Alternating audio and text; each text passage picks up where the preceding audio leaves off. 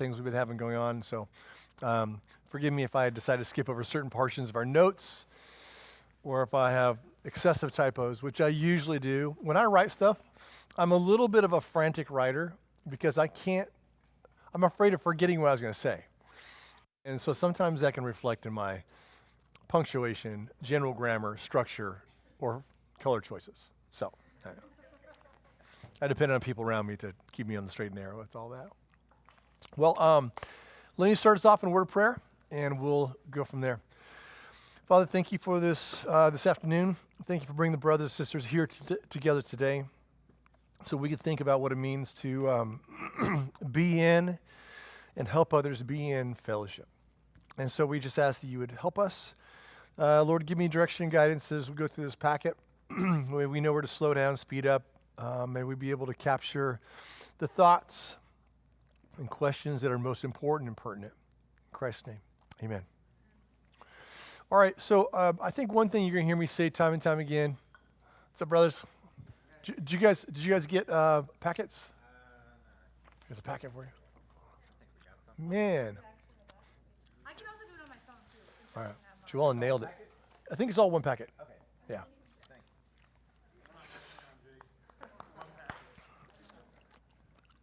All right. So, okay, guys, I'm going to say this. I'm going to keep coming back to this time and time again. So there's a foundational piece we think we have to settle on before we actually move into pieces here.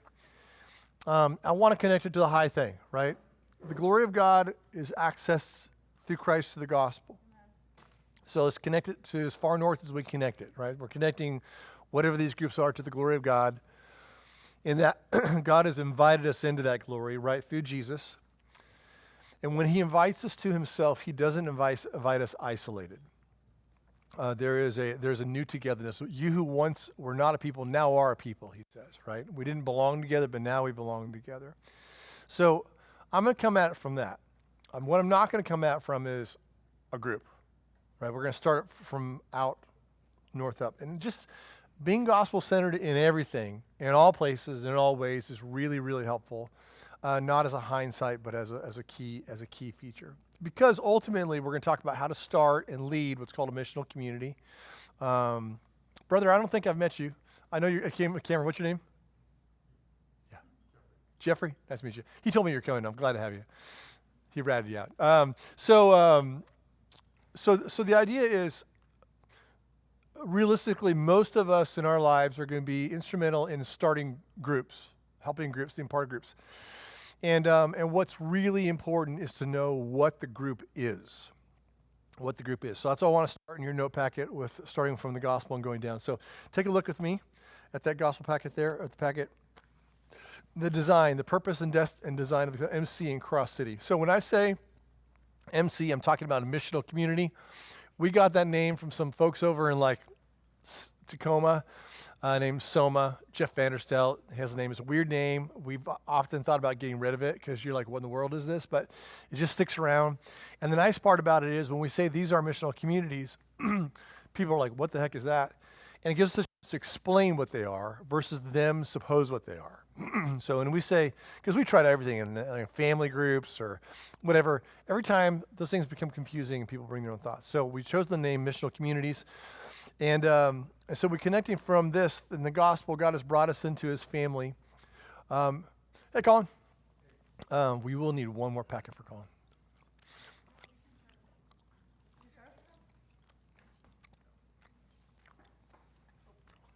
You got here right at the beginning, Colin. I just basically said my name.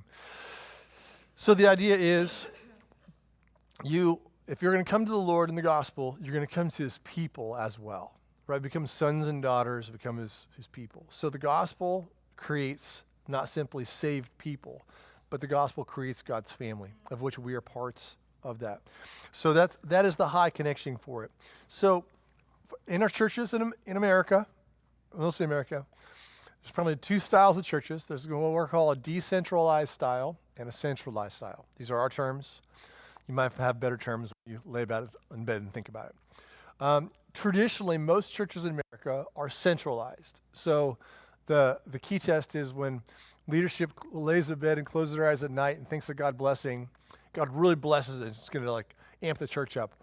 what comes in their mind? What does that look like, right? And most times in America, that means we are going to have more people out there in a bigger building, and there's going to be more people on a Sunday, right? So it's centralized. It comes back. And then the second thing it does is good churching, good pastoring tells us we need to shepherd and disciple God's people, which means once you get more than 40 people, you got to do something. You got to divide it up somehow. So the way that I have done it in the past, and all the churches I've been a part of before Cross City, the way we've done it is we're like, well, we're going to lop the dudes off and put them over there. And then we'll put the ladies over there. And we'll put the kids there, the youth there, that kind of stuff. And so we segregate them often by gender and sometimes by age. And if you go to a massive, massive place, it might even be down to small things called affinity groups. Like, we are men in our early 30s who ride hogs.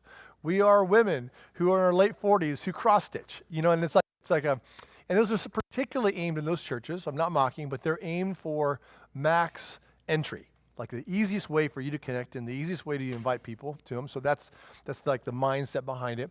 But that is a centralized church structure that brings everyone back together and then segregates them usually upon age and stage of life. And that's how they will shepherd the people. Ideally, hopefully they're shepherding the people. Challenge becomes, and I've done this firsthand, is it gets really, it's hard, it's easy to educate people like that when you have a church structure like that. It is harder to shepherd people. And it becomes incredibly hard to actually help them be in their identity as a church. Pretty soon, your fellowship is just you and a bunch of guys just like you, or you and a bunch of girls just like you. And so we don't have intergenerational dual gender fellowship like the family of God would be. So things like Titus 2, where the younger women teach the older women teach the younger women, the older men, the younger men, and the cross-hatching of all those things just escapes us at that point.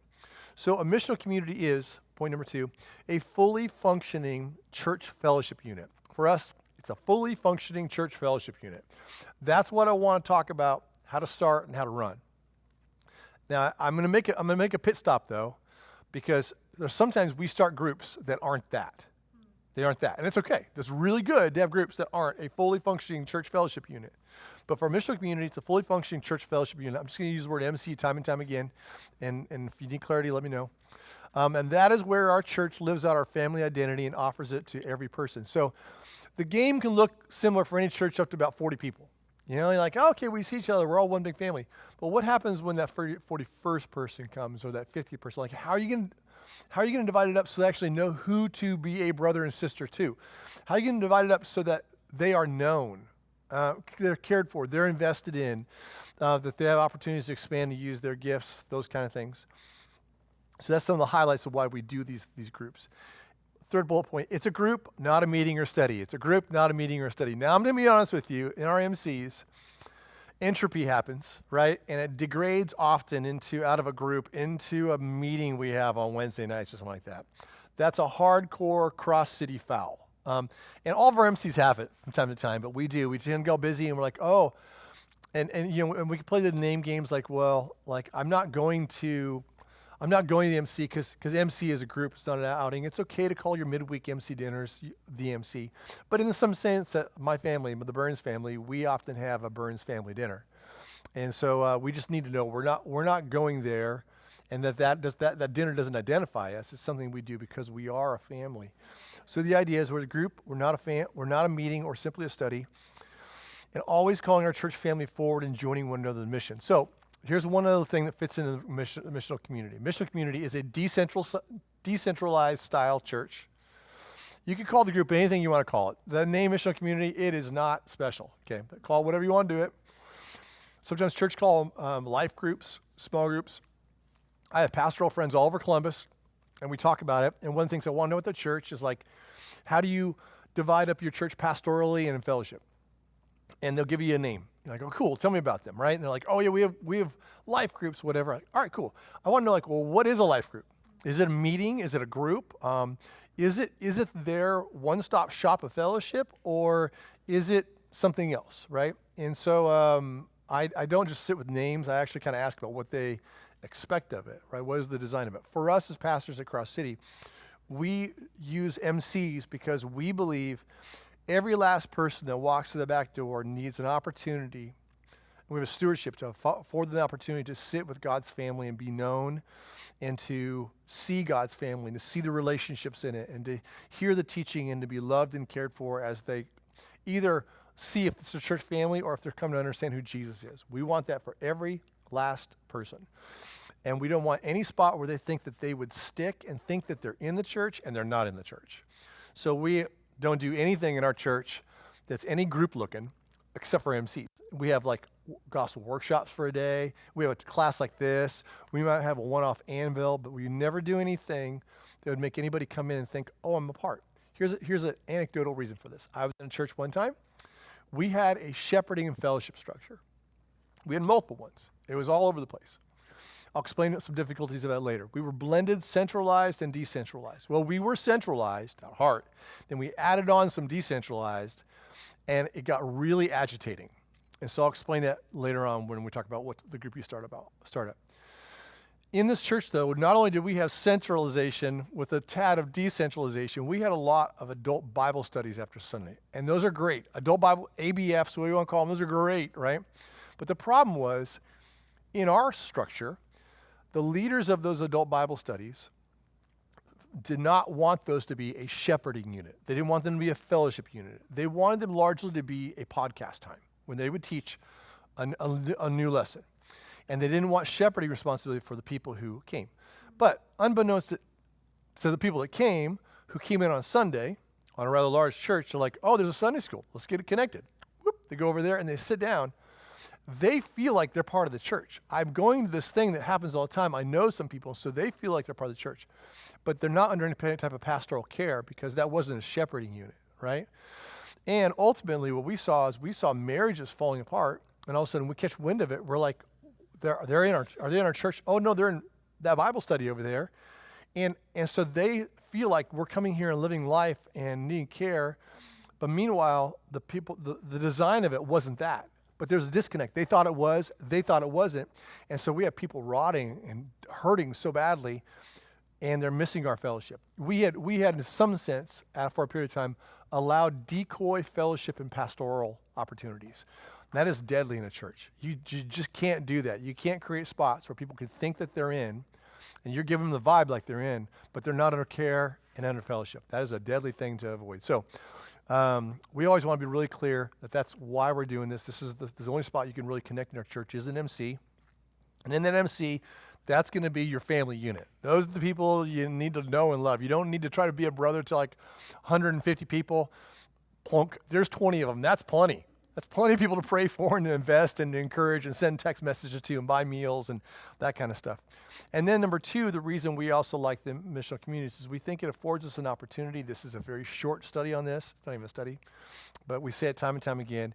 In John 13 once and twice in John 17, Jesus is expecting us to live in such fellowship that some of the world, we don't necessarily know who it is, some of the world gets to look in and see that Spirit-given love between Matt Williams and me, right?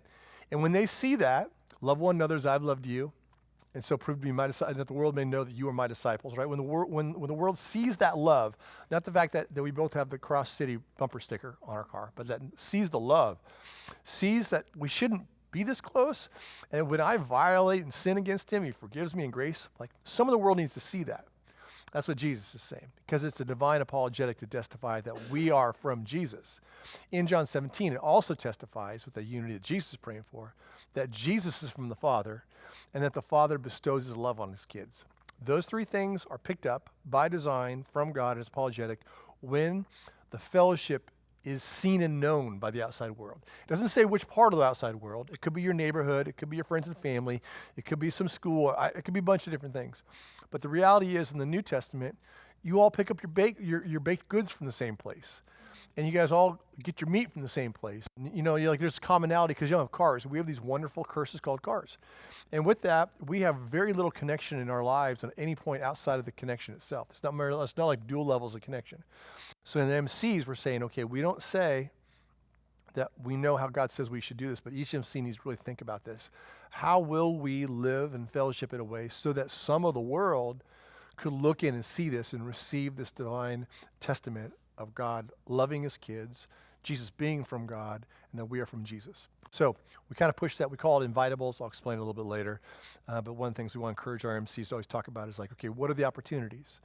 What are the ways? Even down to like, okay, let's say your nephew has a soccer game or something like that, and you guys watch soccer games. Maybe a couple people in your MC go along with you, because they're going to go along with you and meet your mission field, and they're just your church friends, and see how the Lord stirs it. This past week, the Pritchards, who are an MC, his stepdad and mom came to town, and so once we saw that, that's an invitable, we kind of shuffled some stuff, and we were going to do testimonies, so we were getting to know each other in MC, but we shuffled it a little bit, and we went over there and had some pizza and visited with them, and it meant to me, and it meant a whole lot, and Melissa, because we get to meet his mom and his stepdad, and his stepdad has cancer, is struggling, and I don't know where they're at in the map, but they want us to meet him, we want to meet him, and so it was really sweet. We went and had some pizza, talked about all kinds of stuff. His mom works at like a veterinary clinic and puts animals to sleep. That was a great conversation. I like those things, right? So we had all this great conversation, but you know what, that moment there, what's happening is, realistically, they are hearing more than simply the gospel from the preachers, but they're hearing it from us, and they're seeing our relationship. And we're just praying that the Spirit is testifying with that stuff upon their hearts. So we go our way to help each other be on our mission field, right? Okay, so it's a little bit of the definition of an MC there. It's a family, point 3, family and shepherding nature. Care for 2 things when an MC, we care for the whole group, and number 2, we care for the individuals, okay? We care for the whole group and the individuals. Those are 2 different things, right? Individuals matter, and then there's a whole group dynamic. When you sit back and you lead something, there's a time when you, okay, what's our group strong in? What's our group weak in? Do we have anything floating in the air of our MC that needs to be fixed? So think high and low, care for the whole, care for the individual. 4, it should be multi-generational and dual-gendered. So, I mean, it's how we see it from the cross, right? That's how we see it from the cross. When Jesus on the cross, and he says to John, behold your mother. Woman, behold your son, right? We have this intermingling of these relationships that are with one another. Think through Acts chapter 6, the first deacon moves, right? It's the care of the Hellenistic widows, right? So there's just this mingling of people. 5, MC is part of the church, not an independent group. So let's just say Isaac starts a group. It's not his group. And so when MC, or whatever the name is of a group in a church, I'm just going to use the MC name, it can never be its own thing. It's like it is a subset of the greater church family, unless it's not. If you want to be a church planter and start a group, right, then that's something a little bit different. But it is a subset of the church, not the church itself. 6, 3 focuses. 3 things are always up. You can think about it very simple. Okay, what's our first and greatest commandment? Love the Lord God with all our heart, soul, and muchness. Number 2, what's the second commandment? Love your neighbor as yourself. What's the new commandment? Love one another. Okay, and that new commandment basically splits the second and makes a high and low of it, right? So first, second, third. Love God, love his family, love his world. Though that is the big picture of how we care for our group and what we got to feed them. So there's 3 things we're always pushing in the MC content time, and how we're praying as leaders about how it's doing. Number 1, feed the worship, so the love of God from the scriptures and prayer. Number 2, stoke the relationships. Sorry, it's a little California coming in from me there. Stoke the relationships, so love God's family. And number 3, catalyze the mission of God. So God has called us to love all 3. We can't go, man, we all just loving God so much, we didn't have time to love one another. Or like, oh man, Cam and I are pouring so much into our relationship, we're just plumb tuckered. The people around us, just couldn't get to them. Like, that would not be the case at all, right? We actually see this even in our familial families. We know, in all of our relationships, God's going to call us to love our spouses the most. And then number 2 is our kids. And number 3 is our parents, right? He who does not care for his own, which is your parents, is worse than an unbeliever, right? Those are priorities. And you can't say, well, mom and dad, I can't get to you because I'm locked into my kids. We need to pray through and actually attend to all these things, and the Spirit will help us with that.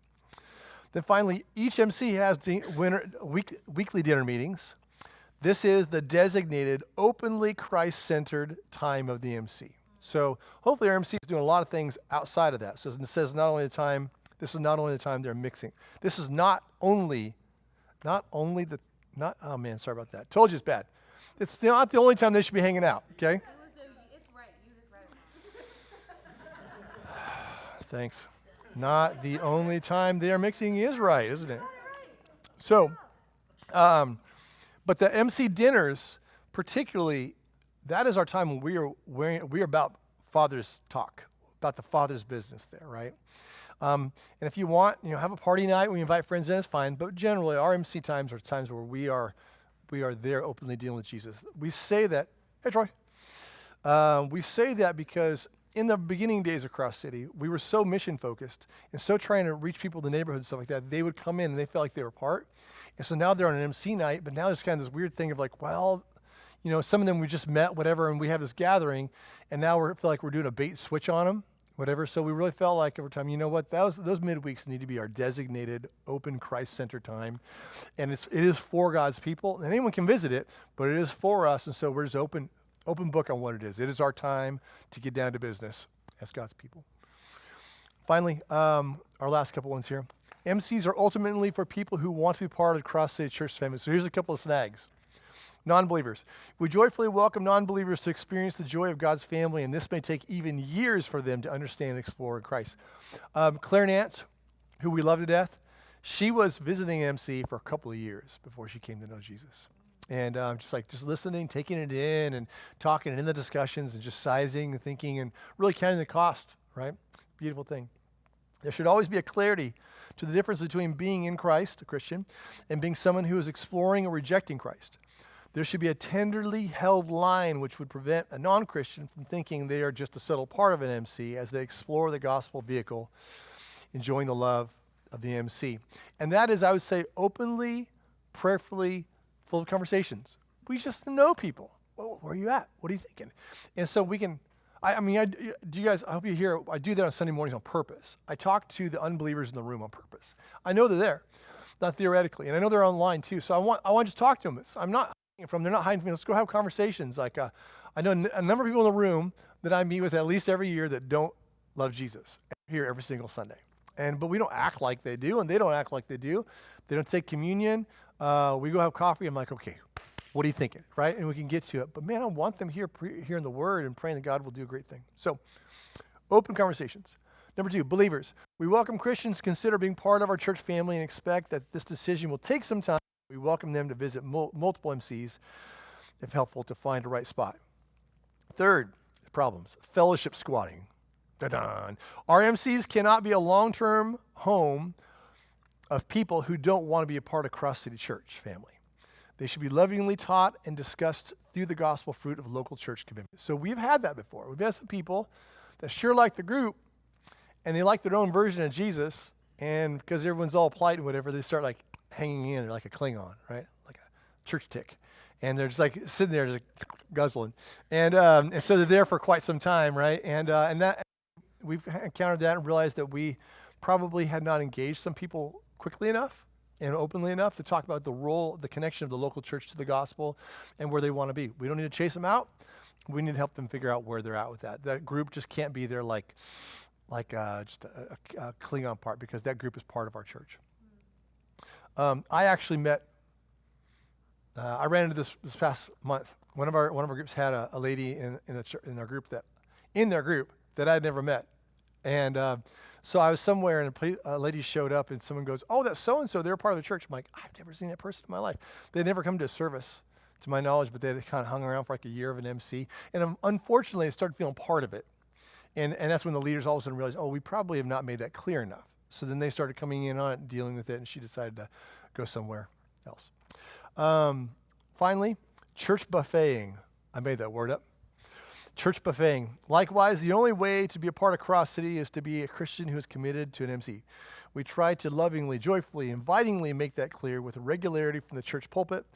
Our regular line is, until you're a part of one of our MCs, you're a much-loved visitor, right? We're just trying to say, like, that's really how we do it.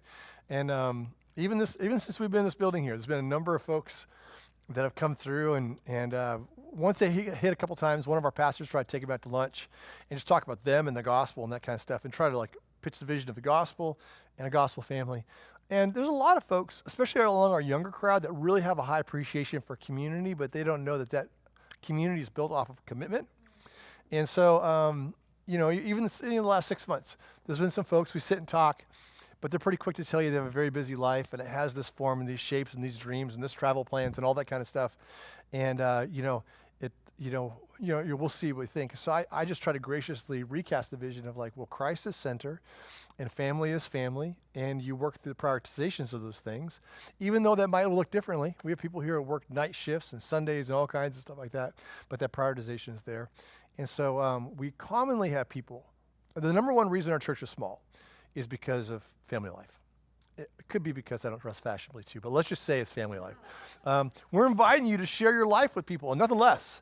And so we commonly have folks, you'll see them kind of come through for about 6-8 visits, and they like certain things they have, but then they get invited to death. Like, cause we passed earlier, keep saying, hey, have you visited the MCs? Have you connected anywhere? Hey, take your time. We're just kind of wide arm pointing them in those ways. And it may not work for people if they want a church body life that just simply shapes itself around their pre-existing structures of life. All right, going out of that point, you must know clearly what you are leading, and the people need to hear this again and again for the sake of vision and expectation. So with that said, let's talk about starting one. And this is where we're going to have two avenues. Because sometimes you're going to start an MC, and sometimes you're going to start something that's not an MC. You're going to start a Bible study, or you're going to start a hang, or something like that. So I wanted to take us down the dividing line. Number one, what kind of group am I about to start? An outpost of the family or the family?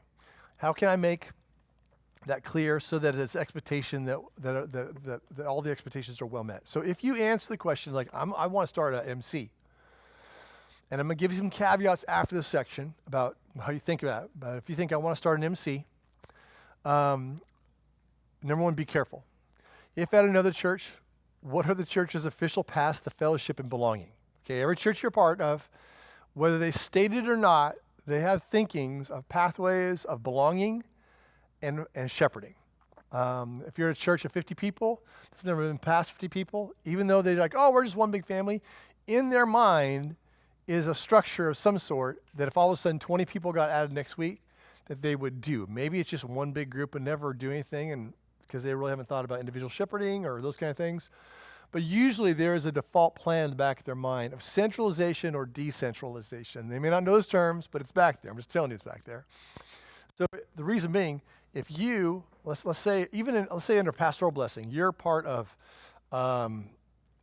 Third Baptist Church in Kankakee, Illinois, and you're like, hey, I'd like to, we're here, we don't have much fellowship, can I start a group or something like that, right? Or people are like, hey, you heard something about your church in the past, why don't you start a group? Okay, let's just say be careful with this, is what I'm going to say. Because what you bring in from an MC experience has things that will kind of step on the toes of potential other things. Number one, if you may not be aware of bringing into an MC, a decentralized group, into a church that is centralized in its thinking, can sound really great and encouraging, and everyone's like, oh, this is awesome for a little while. But it eventually will start doing things such as because an MC, we're asking you to be God's family together. Our church does not do a lot of things outside of MCs because it takes a lot of time to really pray for each other and know each other and take care of each other when we're having surgery and make food, and it takes a lot of time. So we don't do a whole lot of other things. That's why we don't have a men's group in the middle of the week. That's why we don't have a women's group in the middle of the week. We have to figure out men's education, women's education in different ways because the big rocks of being God's family and MCs is already in place. So if you go to a church that has a missional group, has men's and women's, and you start an MC, what's going to happen is that your people, if they actually are going to love one another and actually love their friends and family and neighbors that they have at work and stuff like that, if they're doing that, they're probably, unless they're very single, going to run out of time to be at the men's study, much less start a second fellowship pool of just some dudes. So they're going to peel out of that, right? In our old church in California, was we moved from a centralized to a hybrid, centralized and decentralized, we told people, hey, you can get into one of our community groups. And when you do that, you don't have to go to men's. Before, we're like, if you're in a church, you got to be in men's or women's or whatever, right? Now we got these life groups. If you're doing that, you don't have to be in men's or women's or whatever. Everyone say, cool. Until we started doing that. And now men's and women's is just like, oh, my leaders are leaving. oh, whatever. So like it created this tension, right? Because those are structures that don't coexist really long term. So you got to be careful about that. It might do that. Number two, if you start an MC too carelessly, it might create feelings of superiority and possibly of loyalty robbing from the church, right? Because if you start a group and it gets tight, everyone's like, oh, that's a clique. The pastors might go, oh, that group is isolating and we're losing contact with those people. There's some real dangers that could happen in that. Then finally, it might make the pastoral philosophy, or it might make the pastoral modeling and philosophy look bad.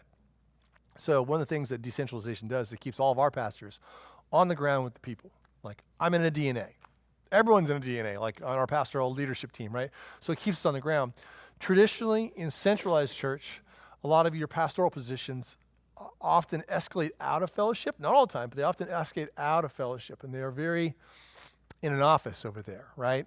Showering out graces of information and YouTube clips and all that kind of stuff, right? So if you are saying the gospel makes everyone part of God's family, and if you're going to walk with Jesus, you have to be in his family, loving his family, 1 John, you might be saying something about the guy at the staircase over there, right? And as people are like, well, they aren't in fellowship, and maybe they aren't. So there's just a few rubs. I would just say be careful. If you're going to start an MC in a non-decentralized church, there are some potential rubs that you need to talk through. And I would just say from experience that a lot of times the pastors themselves don't see those rubs coming. Like, oh, that's cool. I'm currently talking to a pastoral set who's thinking about that, but then I don't think they see the rubs coming. I see the rubs coming, but they don't see the rubs coming. So that's if you're going to start MC. If your answer is no, I don't want to start MC. So some of you guys might be thinking, I want to start a Bible study somewhere. Great. Some kind of group, wonderful. If it's not an MC, there's a number of wonderful gatherings one can start that are intended to be less than a fully functioning church fellowship. It could be a Bible study, a prayer time, encouragement circle, or a rhombus, or something else. And if that's the case, here's a couple things I'd encourage you to think about. And honestly, there's a probably good case, you probably should start some groups that aren't MCs from time to time, because it can be a really great tool at workplace. Right now at Chase, we have a cross-city walking soiree. Guys from 3 different MCs who get together and like walk some sidewalks and pray during their break at Chase. And we have schools, all those kind of things. So here's a few things to think through. If you're starting a group that's not an MC. Number one, make sure that you personally are in a fully functioning church. Make sure you personally are in a fully functioning church, okay? Otherwise, you're just renegade out there, right? And you're living outside of God's design for you. The fully functioning church fellowship, group yourself in under pastoral care and oversight. That's God's design for all people, all believers. Number 2, be specific with what your gathering is and what its purpose is. I'm telling you, you got to be clear in your head, and you got to be clear with your voice again and again and again of why we are here, what we're doing, because everyone that comes to it, they bring vision. And usually it's unexpressed vision. It's just certain expectations and hopes. So you don't even be a punk about it, but you can just like find your way to just talk about what we are, what we're doing here. It's very, very helpful. And if you don't, they will bring their vision and unfold it for you. Third, ask your church family to pray for and help you in this gathering. What a cool thing. So let's just say, I don't know, Jasmine. Jasmine wants to start a physician's Bible study on Tuesdays or something like that. It'd be a great thing for her to like tell her MC, like, hey, I'm going to start this thing. Would you guys pray for me? And then for us to actually think through how we can help her in some way. Like it might be some kind of way, but let's be behind her. Let's get with her on this. But as she starts that group's not an MC. It's a subset. It's an outpost of the church family from her. Fourth, know and remind the participants that your group is not a church and that you will help them find a good one if that's needed. Lead them to good pastoral care. So this is just an extenuation of gospel centrality as you're working with. If your gospel study is worth jack, it's going to be gospel centered, right? And an extension of the gospel and the gospel impact gets to what church is and fellowship is. If your gospel centrality does not get to very shortly the role of the local church, you have a isolated gospel. Right, you're doing weird things to people. You're making spiritual orphans. Jesus doesn't want spiritual orphans. He wants them connected to him and into his family. So like every person there would be probably your hope to really have gospel conversations with them. How do they think? What do they think the message of Jesus is? Find your way to lay that out. Talk with them. Like that'd be a really great thing. But part of the care of their hearts, if they're responding to Jesus, is like, hey, what's your stuff with the church? You got a local church? Like this is not a church. Obviously, we talk about it every week. But hey, they have a great church over there. Everyone can go with them. You come with me to my church. Those kind of things. So always be pointing people. If you care for them, if you care for simply more than attendance or having your own personal podcast, care for the people, right? And point them to Jesus and the family of God. Next 3 points. Groups can often make people feel like it is their church. That often happens because all of a sudden you find something good for the first time. Like, yes. So you're going to have to like really help with that. Consider sending a calendar duration on your meetings from the outset. This can give you expected spot of recalibrating for next moves or closing up the gatherings. And finally, non-MC gatherings or meetings can be great outreaches, helps, and evangelistic tools. And what I say about calendar things, we need to care for and love people. If we're not careful, starting a group, you'll invite somebody to something, they will love it, and they'll find hope, whatever, and then all of a sudden you abandon them because you get tired, or you got to close it up. So I think when you start in groups, not fellowships, when you're starting groups, a really great thing is to say, hey, our plan is to do this for 12 weeks. 8 weeks in, we're going to rethink what we're going to do. Since this is not like our fellowship, this is something we're doing. So that's a really helpful way. It lets you recalibrate, think about what you're going to do, and not like bait and switch people. Feel like, oh my gosh, I have my friend, this group for the first time, and all of a sudden we disband. So those are all elements of what you're going to do if you're starting something less than an MC. Briefly, I just want to cover the pastoral section very briefly. Pastors and the MCs. MCs are a singular shepherding and fellowship structure. The pillars of planning an MC schedule, the things the pastors ask the MC leaders to guarantee in the MC as they lead is this, number one, the nature of it. It's a family nature. It's a relationship over an event. Number two, it's a blended diet of content in the gathering context, not the same activity. So for us, if we find out that an MC is doing a book study, and that means like week after week you're doing a book study, the buzzards will fly. Like we don't want that. We don't want that because that group, there's different things we give at different spots in our church. We have our Sunday morning preaching, right? That's our mainstay diet. We have DNAs, the little groups in there, where you actually get to deeper study, and that's a time for heart and head. That's where that's at, and issues that we can't share at the family table. So, for instance, some guys struggling with, or some girls struggling with porn, probably at the family MC dinner with the 10-year-olds there, probably isn't the time to say, hey guys, I'm really struggling with porn, I need help. We're going to save that for DNA times. We're off the side of that, right, where the conversation is appropriate. Our MC gatherings, those dinner times, are there to promote, stimulate God's family in 3 areas. Walking with the Lord, with each other, being God's family, and on God's mission. So we're constantly saying it's a diet. Like if you're gonna, so we get 2 of those already per month. We get our prayer night. Every MC does 1 event per month with just nothing but prayer.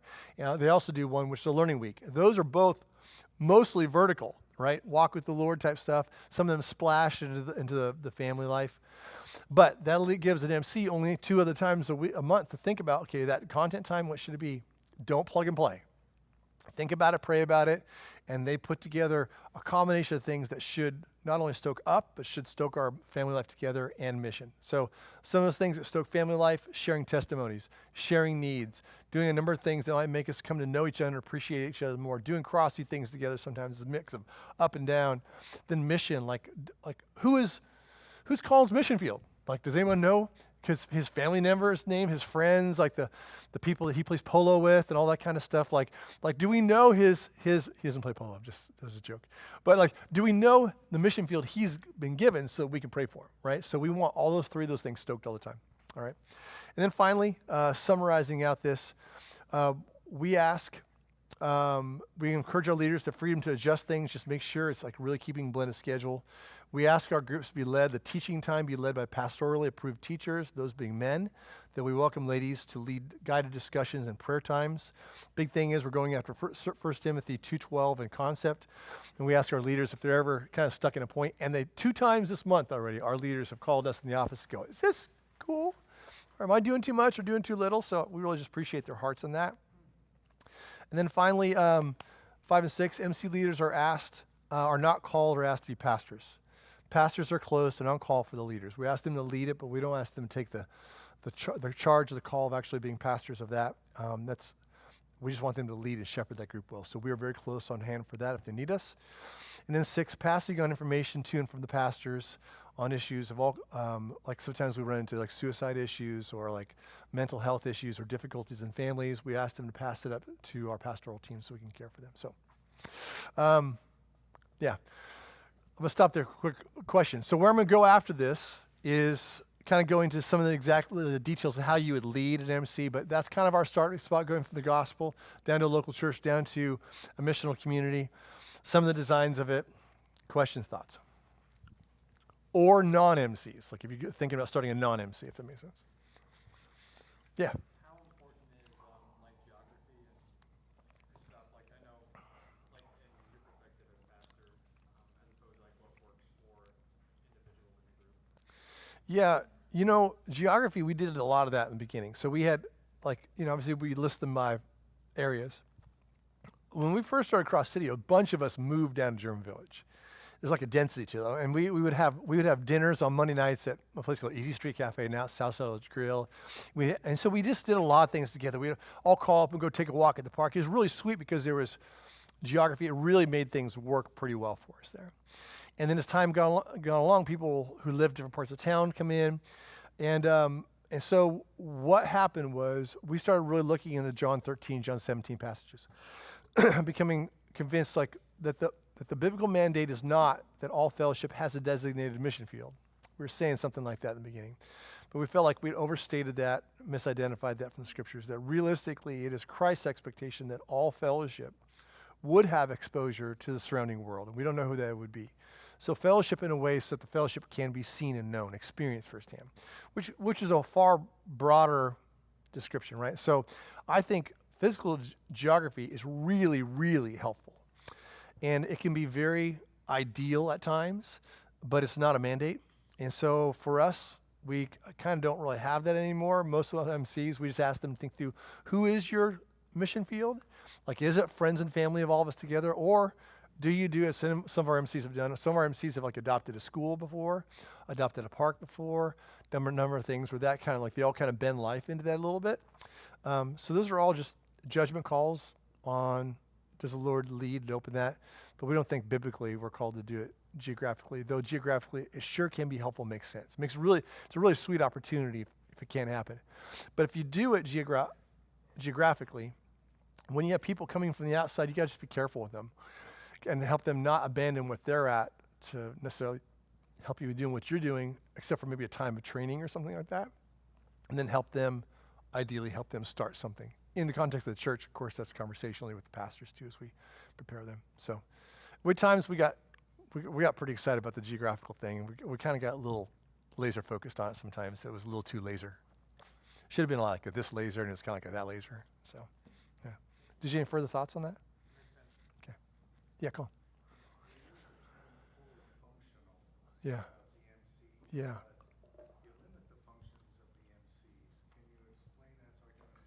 Yeah, that's a good question.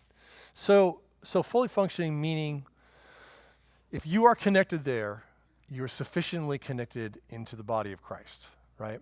Now we ask all our members to connect there, but to be faithful on their Sunday morning attendance, right? So it's kind of our 1-2 punch, right? Be faithful with the greater church family, but to be connected there. So fully functioning meaning we're not going to ask you to go someplace else, do additional things to consider yourself in fellowship, to consider yourself being under our pastoral care.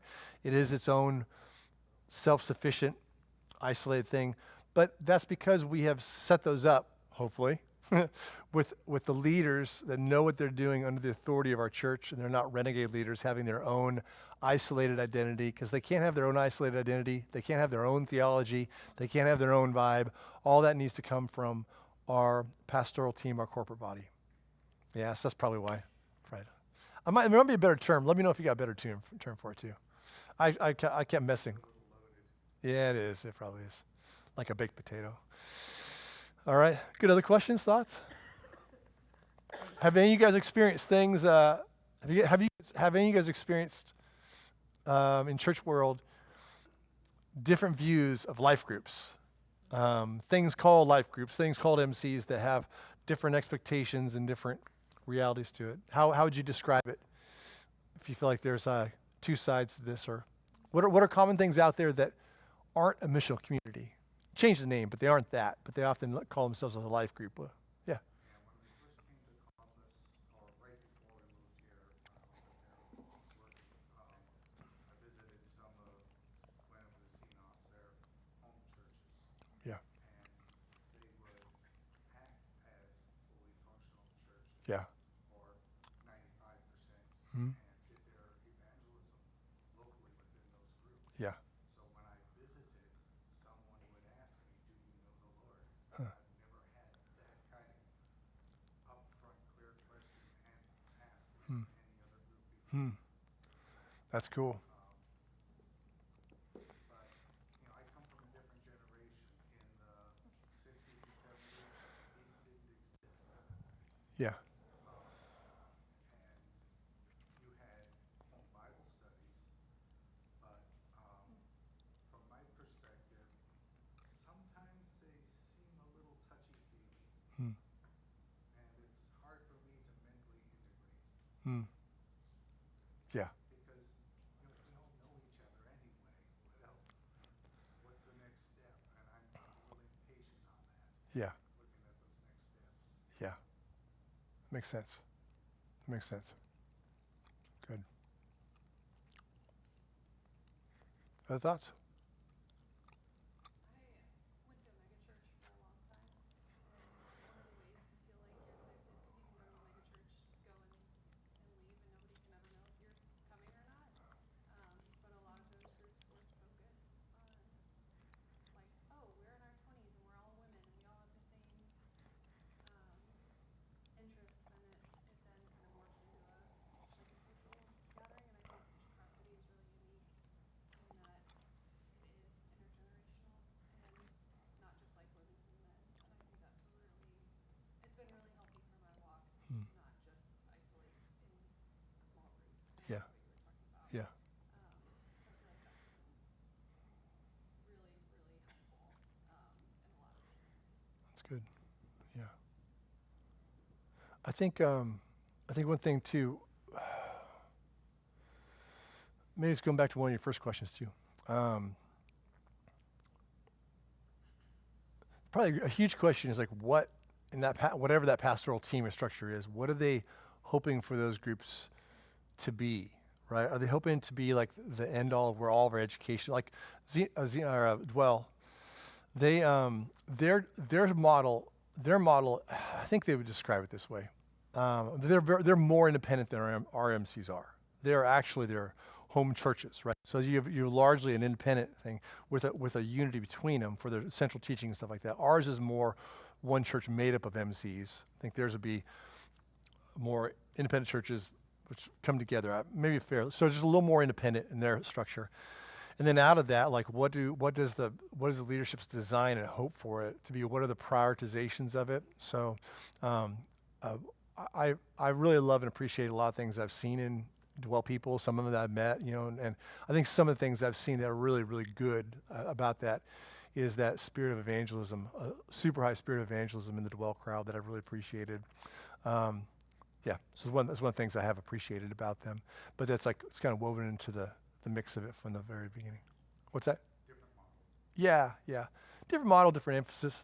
So I think that's why I think we're always, wherever you're always going to be gospel centered in your modeling. Like, and I would say you have to. I know we chanted a lot here, but you got to figure out. Do you think that we're really right on when we say that these are the first, new, and second commandments, and that really is the pecking order for all believers and all fellowship, to first attend to God and then attend to His family and then attend to His world, because there's a lot of us Christians around the world who don't even think about God's family and world. It's like, give me a Bible study, right? And I don't think they're listening to what Jesus says. And there's some that are like all about just the community. It's not really about the Father above the community. So it's not really a family, it's just community. And then you're gonna find a lot of church cultures where mission is above God's family. Once they bag you, they dump you. or they put you through like a really tight channel, right? So like mission exceeds family. But I would say in God's ways, worship must exceed family, which must exceed mission. And so that's instrumental. And so when you're as a leader, you're forming something, you're managing something, you got to think from the north to the south and think that way. And when multiple things are wrong, take your most common denominator in those things. So I think that's something you really got to wrestle with. Like, am I overplaying that? Or is that actually truly the first commandment, truly the second, truly the new? Yeah. Other thoughts? Feel free to ask more questions as we go along. Let's go back in our notes. So leading an MC. Leading the MC is bigger than leading the MC dinner night. I know, maybe it's overkill, but it's not. As a person who's starting an MC right now, I'm starting an MC right now. I'm just loaded with weaknesses. I've done it a whole bunch of times now, but we're just getting off the ground. I'm really excited about it. The Pritchards are our apprentice leaders, and Sean Ingram. We just met the other night, and we've all kind of assigned our roles. I'll kind of walk you through here. We're leading a group. We're not putting on a Thursday night dinner and something, right? And so that's what we're doing. And I'm remembering, as we do this, that for the people in our group, we want them to be here every on Sunday, worshiping the Lord, learning from the scriptures, serving in this way. We want them to then really enjoy the familial aspect of the church, stoked by that MC time, and that I can't use that MC time to do what the Sunday morning is supposed to be doing, and I can't be using that MC time to do what the DNA time should be doing. So it's got to sing its game, and then it got to make sure in our MC that we actually are doing our DNA groups, which is 2 to 4 people of the same gender, right? But really small enough so there really is genuine time to study, to walk with God together, talk about hearts and heads. So I have to make sure that time, as we think about Planet, is functioning that, not trying to accomplish Sunday morning, not trying to accomplish DNA, but accomplish that familial time and what we need as together. So, number 1, don't confuse leading MC with leading the MC dinner night. Don't lose the vision yourself. Keep praying, keep reminding, keep pushing relationally aside from the MC dinner night, which means if the only time your group, people ever hang out and talk to each other is on the dinner night, you're off the scale. Like, I've got a physical family. I'm married. She's awesome. I've got 4 kids. They're awesome. And if they only hear from me one day a week when we see each other, what kind of dad am I? What kind of husband am I? Like that, we would know that that's got to be something better than that, right? And the same thing, if it's really family, it's going to be more than just our normal gathering. Number 2, advocate seeking the Spirit's leading towards another. This is something kind of unusual, and I might encourage you to just consider this. We encourage people to bring significant decisions to their MC to pray for the Spirit's leading long before decisions and inclinations are held. Okay, I have 2 people in my life that I've heard say, I walked into this house and the Spirit said, this house is yours. And they made a decision. All right. So you're like, so you moved somewhere? What are you doing? They're like, oh yeah, I perceived the Spirit's leading that the house is mine. And I was like, okay, maybe. I'm not going to say it didn't, but maybe. That's really hard to sit there in that house forever trying to figure out, was that a burrito that I ate for lunch? Was that much of my heart going sideways? Was that actually the Spirit leading me to, is the Spirit going to intervene and say, like, this is, when you're not hearing the Spirit say a bunch of this stuff that he's going to talk about the house he wants you for in a different state?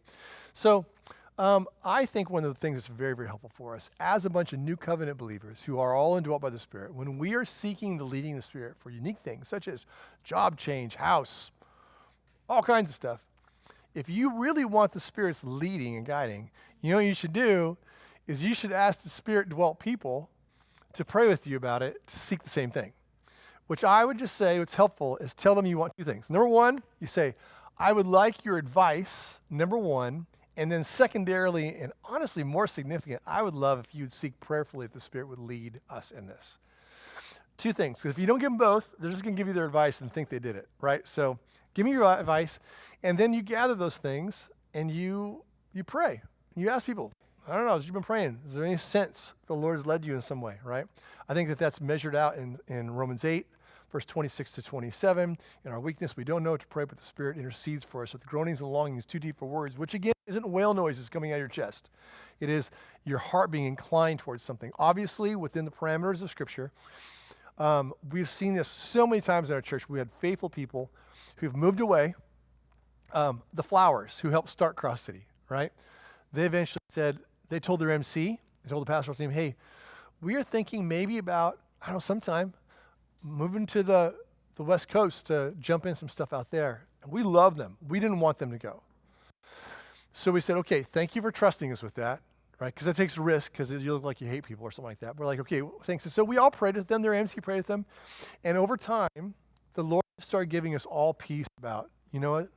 That we don't want to say goodbye to them. We have peace about this. We're all asking Spirit's leading, and our hearts are with like, this seems like a good thing.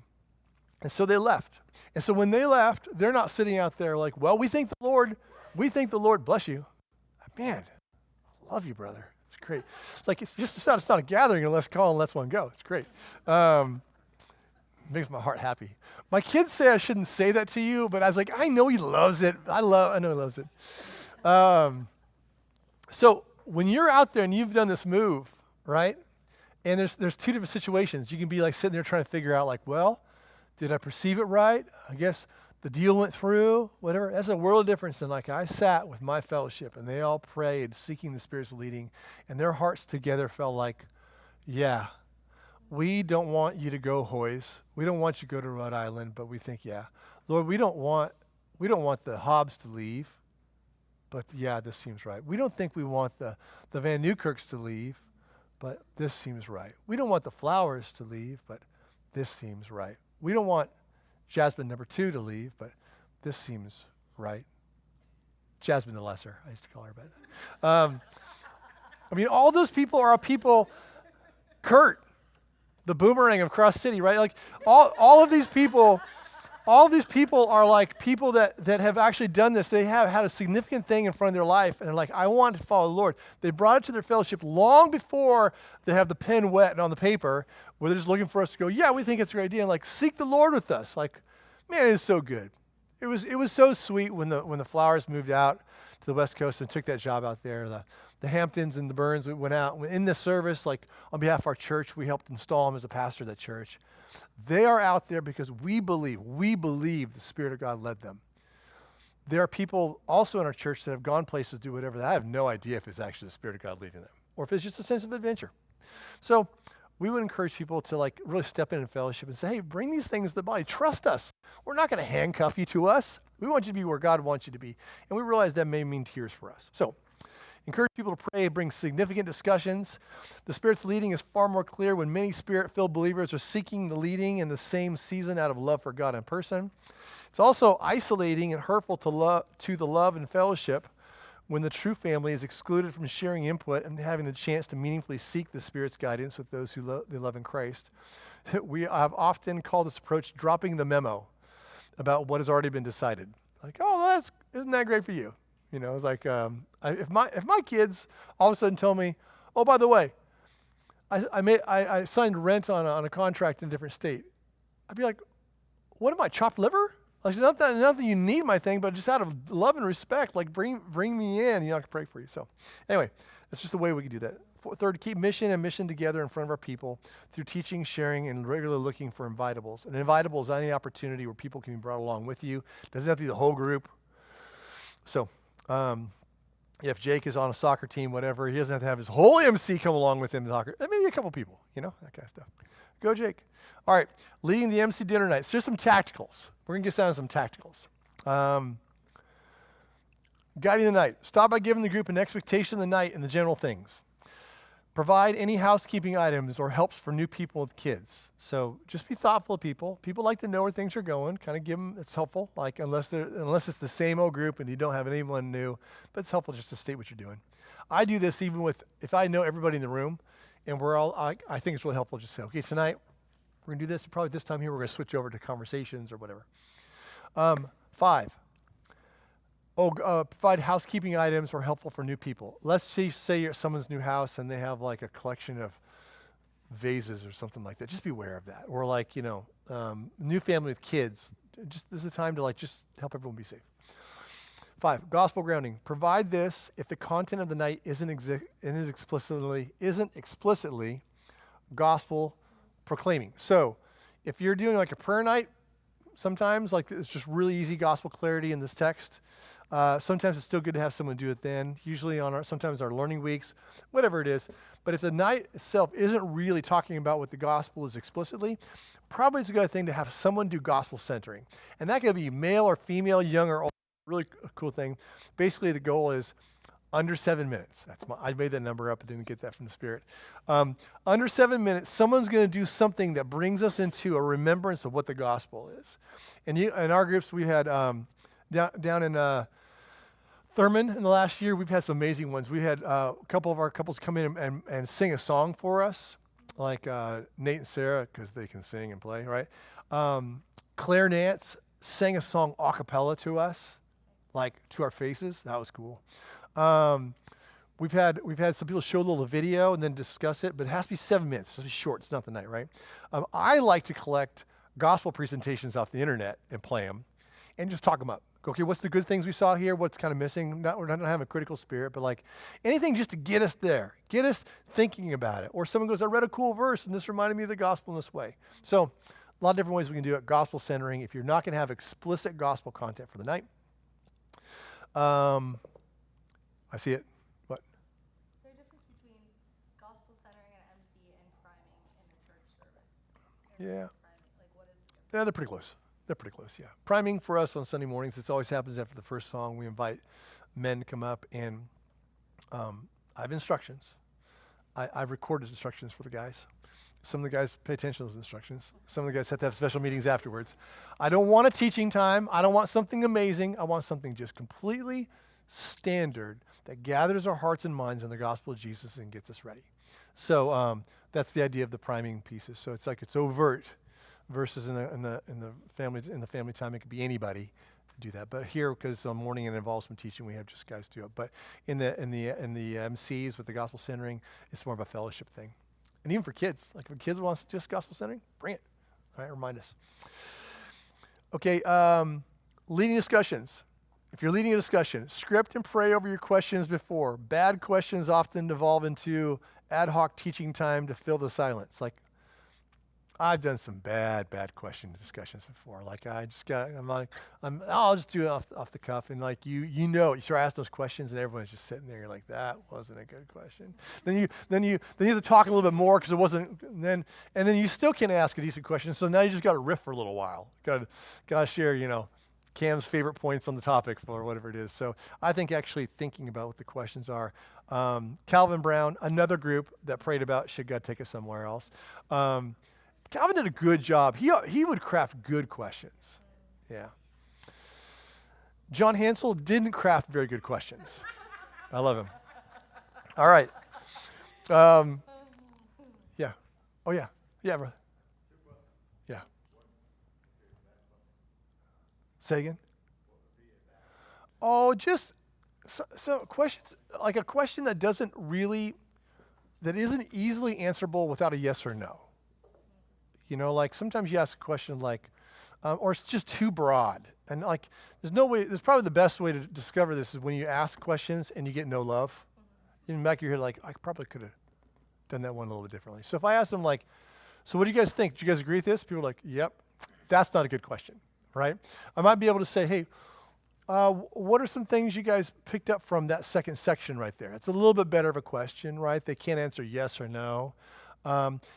Maybe it's too broad. I might need to say, what did you guys learn about dogs in that section right there? Or is there, maybe in the Bible, I don't know. So sometimes I'd say a good question is probably just a correct narrowing of a question so people can answer it without feeling like they're going to give a really bad answer to. So if you do it too narrow, they'll yes or no it. If you do it too broad, no one wants to give a bad answer. So you're risking like, I had a brother who would preach at church, and he would stop. It was a nervous twitch. He would stop and go, and here we see what? That God is the Savior of the world. Okay, yeah. And when he came to save us, you're like, showed up. No, he died on the cross, okay? And like he always had these broad questions, and so no one would answer anything because they're so broad. So I just think that a good question is attainable. And like it's where people feel free to answer because it's small enough, but not so small you can say yes or no to it. So, yeah. Just like an on-the-spot thing where it's just all of a sudden, like, if it's sometimes, let's say I'm doing a discussion on, let's say, repentance. And let's say I don't really answer some questions, and usually I'm panicking a little bit because the awkward silence is driving me crazy, and I'm starting to talk, and I say something about angels, and then some people like ask questions about angels. Now we're on an ad hoc study about angels, when we were trying to talk about repentance. So, yeah, it's just not online with what we were gathered there to study. Yep, unholy rabbit trails, unholy topics. That's good. Great questions. All right. So, gospel centering, leading discussion, script and pray over your questions before, set the stage clearly and tell people the parts of the discussion to come, tell them how long each piece will be, tell them your general hopes of the interaction. I'm hoping to hear tonight from 2 people we haven't heard from. So I often do this going like, okay, tonight, I kind of want to hope to hear from everybody. I was at a meeting the other day. Oh, it was the Alaska meeting, right? There's 12 people in the room. I want to hear what people learned. Now, because I've totally dined at the table of bad leadership before that I've given, I all of a sudden thought, ooh, did the math. 12 people here, 11 people. I really want to hear. So realistically, that means they can only talk for about 2.5 minutes. So we're not here till like 11 o'clock at night. So sit at the table, go, hey guys, just wondering if you guys could share maybe like 3 minutes less, just some things got stirred on your heart from. Now, even with that said, some people go along. It happens every single time. Or even if you say, I want to hear about this. Classic case. Watch. Mary Jablonski. If you say, hey, we're going to talk about this, or if you say, we're going to pray about this, pretty soon, Mary's like, bow, over here, right? I love it. I love her. She's my favorite. So, even if you set it well, you're going to have people go outside of it. Don't lose your chili because they went outside of it. But it's really helpful to set it because most people will abide in it and it will make it not an exhausting event. And if you don't tell people, sometimes I think to tell people how long you want the responses to be, sometimes they will go really long because people talk longer than they think they're talking. I do it all the time. But so to set short goals for people and to tell people like, hey, I'm kind of hoping we can hear from everybody like 2 times tonight. So that means like 30-second responses. That will just be helpful to spread out the conversations and that everyone knows, okay, well, they're asking me they're kind of hoping I'd say something. And so setting out the expectations is helpful. Various methods to manage sharing. Lightest touch before the question. I want to ask questions and for 4 to 7 of us to be able to respond with something like a 30-second discussion. So these are all just like ways you can set it up. That's my lightest touch before the question. Mid-level touch. Sometimes adjusting mid-course because sometimes we're talking and all of a sudden like, Joella starts going big on something. She's like, blah, blah, blah. And you're like, okay, well, I see the time's going. So I might need to adjust it a little bit. I might say something like this. Hey, hold on for 1 second, Joella. Just so you know, this is part of our discussion that will only last for about 4 or so more minutes. And I'm hoping to hear from a couple of us. So let's keep these responses down to 20 seconds or most. So, you can jump in. There's just gentle ways you can do that. And then there's the strong touch, the forced ending. Hey, brother, jump into the diatribe and go, okay, hey, brother. And I've had to do this before. It's like, hey, but sometimes you gotta go, hey, I don't want to interrupt you, but we literally have like 3 minutes left. And so give it a park in 15 seconds here. So we got a couple other places. So sometimes you have to do some different things. Just be generous, gracious. But you're leading, so lead. Don't sit and let people destroy the times. Like lead well, like for the sake of the other people too. Like learn how to like, hey, this is good. So, all right, problems to watch out for. Rabbit trails, rants, off-track questions, and if needed, interject to put them back online. Sometimes you got to rein in the overtakers. I'll let you read that. And down here I say the nuke. It's very rare, but sometimes the person is out of control or becoming contentious or dominating. It might just have to be stopped. Part of loving, leading God's people is prioritizing the flock. Not only is it okay, pastors of our church request you to stop them, and we'll stand behind you in this. And there's a little way that I might say that. I actually had that happen one time in a college group I was leading. And these 2 guys came in, they were invites from somebody, and they just started taking an agenda and started saying more and more. And I eventually said, okay, guys, thank you. I'm just going to have you hold on the rest of your thoughts the rest of the time. And they started saying more. I'm like, okay, you have to leave. Just 40 of us in a circle. I said, okay, thank you. You got to leave. And they're like, more, I'm like, goodbye, goodbye, goodbye. And they're getting up. I'm like, goodbye, goodbye, goodbye, goodbye, goodbye. I said goodbye probably 45 times in a row. Every time they try to talk, I just, goodbye, goodbye, good. They're closing the door, yelling, goodbye, good. I just goodbye them all the way out the door, probably 45 times in a row. 3 guys came in with an agenda. And I just had to say goodbye. I didn't, no chokeholds, no fists were thrown, but my job was to protect that crowd at that time. And I could just, as soon as they talk, and it got to that point, I just overrode it with a goodbye. Just drowned it out every time. Goodbye, goodbye, goodbye. So awkward happens very rarely, but that's how I dealt with it. Okay. Fast going through the rest. Stay in the fence. Hold up and lean on settled theology and convictions of Cross City Church, as this is an MC of Cross City Church. Leaders can use the Cross City scripts to simplify and read the church's position on a topic as a way to summarize the church's position before discussion is done. Scripts is something still in development. It's coming to a theater near them soon. But basically, let's say a discussion devolves around creation versus day-age theory. All of a sudden, it comes into like the finer points of Arminianism versus Calvinism. It turns into, I don't know, whatever one of these hot topics could be. We're just basically going to provide our church's position where the leaders go, okay, all right, hey guys, I'm going to call time of death in this discussion right here, but I'm going to read our church's spot. Like we don't leave it with whoever had the hottest argument for the day. This is a group across city, and so this is our teaching on it, and so we're just going to read that. That gives you a tool to be able to read it, get out of it. And if you're in church, you could always borrow our stuff and use it if that's helpful. Always have options. This is killer. This just happens to me so many times. It can be challenging when there are such low attendance or when new people arrive. Have a plan B ready on pathways that can be deployed in expected variations.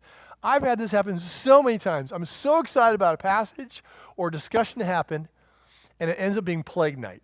Like everyone has the plague and they're gone, right? Or all of a sudden, it's going to be kind of a depth thing, and there's a whole new family there, and you're like, I don't think we can cover this one. It has happened to me so many times. And so I think that good leadership probably means you have a B plan, a backup plan. Maybe this is a night to share some testimonies, right? And then just get that plan another day when people actually show up. Because sometimes I've done things because of our group. I know the group, we need to really think about this as a group, and the group's not there. What's the point of me teaching? It's not there. So do something else. So have plan Bs ready that you could deploy anytime. When in doubt, end discussions with how does this connect with the gospel? Or how would you explain this in light of the gospel? It's a great way to exit everything. 10, end on time. Honor everyone's time and schedules by ending the discussion on time, and then enter informal fellowship time as it fits the host's desires and schedules. And then you could just pass over all the coming soon. Those are all things to come that we're actually going to make. So let me hit planning. Let me hit the practicals. The practicals. And for the sake of time, we're not going to deal leading in light of kids, the MC. You can read that, just some thoughts, and we advise our leaders to think through with kids. Let me start off with leading roles, MC leading roles. MC leaders, this is the way we do it here. I'm not saying this is the way that the Bible says to do it. Okay, this is the way we do it here. And this is fresh. We're actually just kind of stepping more freshly into this because we have faced a bit of exhaustion here at our church amongst our MC leaders because two things. Exhaustion MC leaders, and we're not getting out of some of our leaders what we need most out of the leaders. So here comes the description of what we need. Out of the main MC leaders, this is a team of 2 to 3 people, so it can be a husband and wife and a single person, doesn't matter, are the primary leaders of the group who lead particularly by A, shepherding, caring for the heart and life of each person in the group, advancing the theology and giftedness of each person in the group, and guiding the person into DNA. B, prayer. I don't mean in that order. I know prayer is after shepherding. Just give me some grace. So shepherding, prayer, macro planning. So keeping a 3-month plan and guiding the MC through, guiding the MC group dynamic. And finally, 4, presence, being there, providing a model of gospel living and loving. And 5th, default meeting MC, which we call skipper. So the reason we call it skipper is because our MCs are called MCs. And if you had an MC of an MC, it gets kind of confusing, you know what I'm saying? So after a lot of discussion, we decided to call the person the skipper. And skipper is simply a person who gets to guide the night. That can be male or female, and actually can be even a kid. Default, it's usually the MC leaders. But we'll talk about later on here. That's a great way for all kinds of people to get some chops on leading something. You can pick someone, let's say a 16-year-old girl, and they could be assigned the skipper for the night. And so the skipper is the person who goes, hey, all right, guys, let's go in the kitchen. We're all going to pray for the food. And then they say, okay, so tonight we're going to do this or that. Someone's going to share their testimony, and they pray, and then they just keep watching the clock and say, all right, folks, we're going to go here. It's just a great little way they can serve and learn some leadership capabilities. So that's skipper. By default, it's the MC leader. So those are the 5 things that we need from leaders: shepherding, prayer, macro planning, presence, and default MC, or skipper. What we need then out of the apprentice leaders, which is a team of 2 to 4 people, is the leaders of the group by equipping, guiding, and enabling administration and service within the MC under the blessings and leadership of leaders. They do the following, ideally. So this is the ideal setup, but there are days when you don't have a good leadership team and apprentice leader team. We have to do some hybridization. Okay, but this is the end ideal, right? Number 1, they help the MC leaders in shepherding. So they actually do shepherding too. They back them up with that. Number 2, they handle communication for the MC under the the MC leader blessing. So, as you guys know, there's always like a text list or a group me list or something like that. It's a little trickier to manage than you may think if you never managed one of those. And so one of those apprentice leaders becomes the person who is the official communicator for the MC. And they have to decide, are we going to be a group me? Are we going to be a text group? All those kind of things. And they manage that list, and they are the ones that the list gets hit with.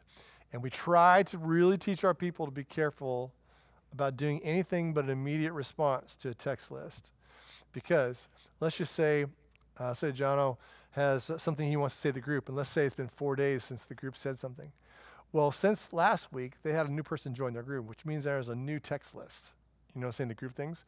So we commonly have a thing where Colin wants to send word to his MC, but he resurrects some MC list from like 3 months ago. And it involves 2 people who left the church and are kind of embarrassed, and it neglects 2 people that are in the group now. And then you're like, oh no, sorry, it's the wrong group. So we try any type of new communication, we try to get through the communicator. So they manage the list and that kind of stuff.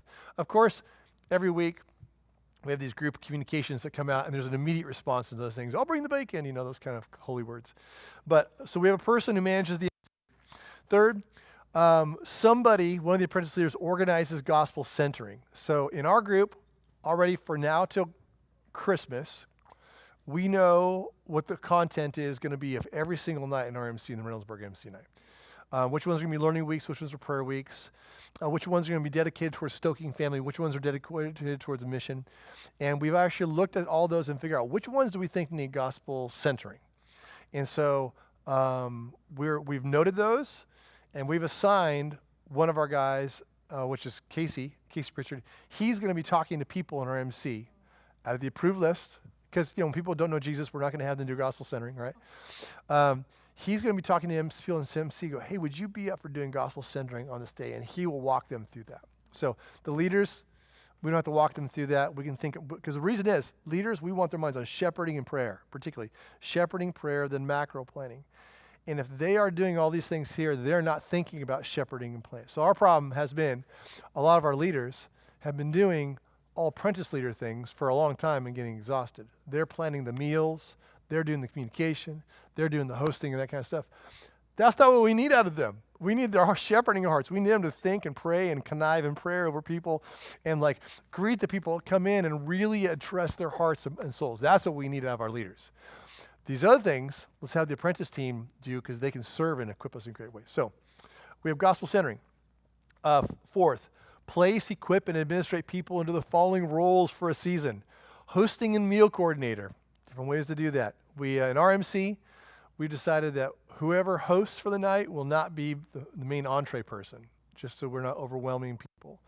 But that person hosts the host and meal coordinator. By the way, if you do this, we will help you sort through all this kind of stuff. And we're getting smoother and clearer all the time about how we do that, so we have things to help you. Announcements and invitables. In the Thurman MC, Megan Domek for 6 months has been the announcements and invitables. So towards the end, whoever the skipper is goes, Megan, what do you got? She goes, well, she opens up her phone and finds Jess Napolitano's last email. She goes, well, announcements are this and this and this. And then she goes, does anybody have an invitable? And someone goes, well, I'm going to my son's concert, And we're like, okay, anybody? And so out of that, usually one person, two people will join in with them to go to that concert, those kind of things. So that's just that person does that every week. It's a nice little simple way to serve. Also, birthdays and needs. So we often the same person or a different person. These are great little easy things for the body just to jump in on.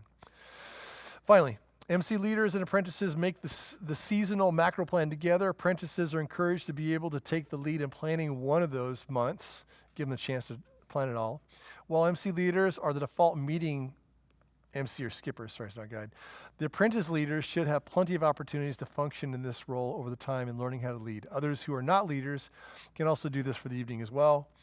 Aside from the leader role, the apprentice leader team is the most challenging to fill because they also work in harmony under the main leaders to not only do their two functions, but also to place, train, support, and oversee the group members in their stints where they will function. Stints? Not stints. Stints? Stent is what you get in your head, right? Stint? Shunt. Shunt's in your head. Stint. What? Stent is the short term? Good times. Welcome to our church, by the way. Yeah. The weird things we discussed during our church times, right? That's right. So helps them while they fulfill their roles in those ways. All right. Yeah. So those are the roles ideally as we see them. So right now we at RMC we've done that. So Melissa and I put dibs on some of the things that we wanted where we wanted at our house. So this is all for our MC leaders. We have a big spreadsheet. It's kind of behind a password protected wall where all the MCs can see what the other MCs are doing in the same fashion. So the pastors, we can look at the spreadsheet. We can pull up Westerville, Hoover, whatever, and we can see where they meet every week. We can see who's leading it, what the content is. We also have a bunch of different exercises and things that they can plug from to fill those nights. But then also there's a side of that they can adjust, which says like who's going to be the skipper, who's going to be hosting that night, who's going to be heading up the meal that night, those kind of things, and they just can fill it in. But we want our people to be able to do lots of things and grow in this way, and our apprentice leaders really become the bridge to do that. And they need help. Like the first time you do gospel centering, you probably need someone to tell you what it is. How to do it, right? The first time you host a meal, or the first time you're the entree person, like our church has a long history of someone for the first time being an entree person. Oh, I'll bring chicken for the group 18, and they bring like 10 breasts. Like, okay, we should probably, if we have 18, bring 18 breasts of chicken, or probably 27. So we need coaching whenever you're doing your meals for the first time. We do gospel centering for the first time, those kind of things. So our apprentices do the coaching of that. And we're just stepping into this so that our leaders can be on the main thing they need to do, which is shepherding and prayer. Makes sense. So above that were a couple of examples of how to do planning communication, physically hosting a dinner, etc. So, all right, thoughts, questions?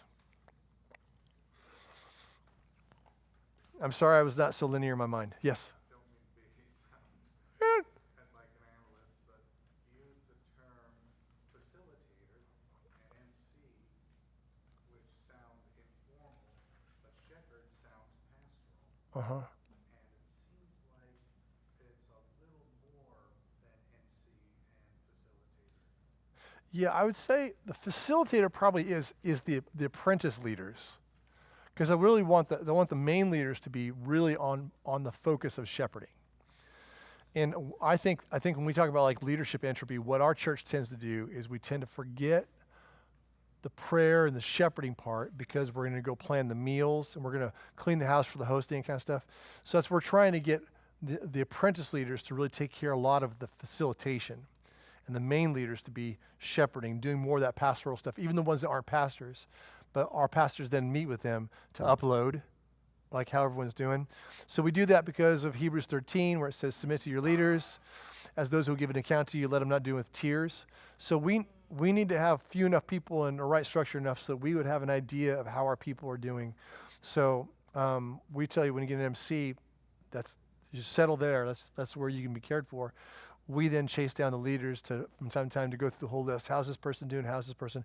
How should we pray for them? Do they need any more things? And so that's how we kind of manage that list from a pastoral perspective. So they're an extension of our not extension of our pastoral team, but it's definitely an extension of our pastoral shepherding in that sense. But we've been wrestling with that. So that's why we're trying to get a little more clear on that these days. Yeah. Thoughts? Questions? Okay, so there you are. You're going to be out someplace, and you're starting an MC. If you start an MC with us, well, we're going to have a lot of conversations. We're going to talk about your doctrinal alignment. We're going to have all kinds of things, and we're going to have a progression where you eventually become an apprentice leader, usually for a couple of years and stuff like that before we actually, then we got to figure out if your marriage is in a good spot for it, you're in a good spot for it, how people feel about it. There's a lot of things. But then eventually we would place you as an MC leader. We're going to walk you through all this kind of stuff. But if you're not in our church and you're going to go someplace and you're going to start something, my big question is, what are you going to start? I think you have to be clear on what am I starting. And with the particular church that you're at, since most of you guys are not church planters, you're going to go under the authority of another church. You'll need to get into the heads of the pastoral team. And do they already have a robust thing that you can start number 13 of, right? Or, and it's not uncommon right now, it's actually not uncommon at all, that our folks leave our church and they go someplace and they get to a church where maybe the word is exposited, the theology is strong, but the body life just isn't there because it's not really thought through so much. And so a number of our people have gone out and started MCs in churches there. And so we just, this is kind of a building block, probably not the best one yet, but a building block of probably how to start thinking about that out in the wild, right? When it's not at home here across city, and how to think through. But the number one thing is think from the gospel down to it, through the local church to the subsets of the church. And with that, am I starting part of the church? Or am I starting something like an extension of the church, a Bible study, a fellowship, those kind of things? And how you set it up and how you form it will make things very, very helpful for you, or it can be very challenging for you. I would just say, if you're in that situation where you're at a different church, God moves you on, and you want to have, you're in a church where you feel like there needs to be better fellowship, whatever, you have thoughts, call us up. We'll talk about it. We're thankful for wherever God puts you, and we'll think through with you guys the conversations you should have with that pastoral team to make sure it's an easy fit, and that you don't start something that like is offensive to that church, even if they don't know it'd be offensive initially. So let us know. We'd like to help think that through. We want you to be blessed, and we want you to be a blessing to whatever churches you go to. So, in the end, though, it is when we do the Lumen stuff, the church planning in Ohio stuff, we have 5 metrics. We're always telling things that kind of make us distinct, right? We're gospel emphatic, expositional in our preaching. We're elder led. We're reformational theology, and there are a decent amount of churches out there that maybe click those boxes. The first one we put out is expositional, and that narrows down our group to that takes out about 95% of churches. So then within the 5% left, we say these pieces. But the one that's just so hard to think through is we say in our 5th piece is that we believe in the church being God's family and adopting a structure that advances that. And just speaking pastorally, it is a very common thing in good pastoral circles to not have really clear thinking on that topic. It's plug and play. It's plug and play of centrality versus thinking through the big question of what is a church. And you can't answer the question of what a church is until you understand what the church is. And if the gospel makes the church God's family, and each, therefore, every local church a family, the local church must be a family. That becomes a key defining element of what you're trying to do with that church. And it's a really common dark zone. I think every phase of Christianity, there are dark zones. We forget things. The bride of Christ grows dark on something. And then we go along and we stand on the shoulders of all the things the Spirit of God has brought to light from the saints before us. And we can then step into the little shaded, forgotten spots, right? And in that, we're probably going to forget something that they've brought to light. As we move on, we just really need to walk humbly with that. But the church being God's family, relentlessly, is not something that's in the light very much these days. And so we'd love to help you out with that. Anyway, so final thoughts, questions, objections, claims of heresy? All right. Well, you guys, thank you. There's some pensive thoughts out there, but we can talk afterwards. Feel free. I think in Cross City, obviously, you can't just go out and start an MC, right? We take care of that. We take that very personally, and there's so much blood and sweat shed in our office about MC leadership and how it happens and doing it the right way. It is the most confusing chart you've ever seen in your entire life. We have our leaders all cut up their names on pieces of paper and stacks of them, and we spread them across the table. They usually sit in a metal dog nutcracker. Bites on all the names. It's from my grandpa.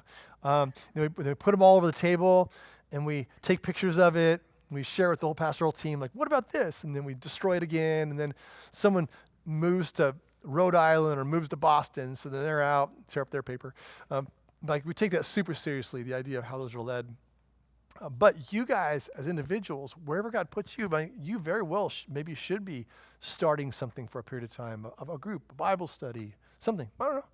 Be brave about it. Talk to your MC about it. Pray about it, and see how they might be able to support you.